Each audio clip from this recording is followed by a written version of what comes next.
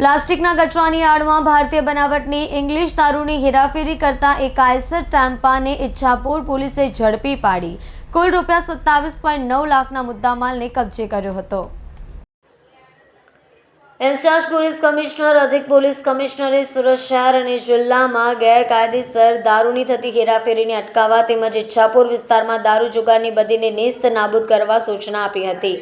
મળેલી સૂચનાને આધારે પોલીસ ઇન્સ્પેક્ટર એસી ગોહિલ તથા PSI KP Jadeja surveillance police માણસો સાથે દારૂ જુગારની બદીને નેસ્ત નાબૂદ કરવા પેટ્રોલિંગમાં હતી। ત્યારે ભૂપતભાઈ ઓઢાભાઈને મળેલ સંયુક્ત બાતમીને આધારે ભાટપોર જીઆઈડીસી તથા તપોવન ફાર્મ તરફ જવાના રસ્તા ઉપર તપોવન ફાર્મના ગેટ પાસે આવેલ તળાવની પાસે ખુલ્લા મેદાનમાં આરોપી અરવિંદ ઉર્ફે અજ્જુ લાલારામ સરોજ સંજય નાના સોનવણીના કબજામાંથી મળી આવેલ આઈસર ટેમ્પામાંથી ભારતીય બનાવટની ઇંગ્લિશ દારૂડી અને ટેમ્પો મળી કુલ ₹27.9 લાખના મુદ્દામાલને કબજે કર્યો હતો।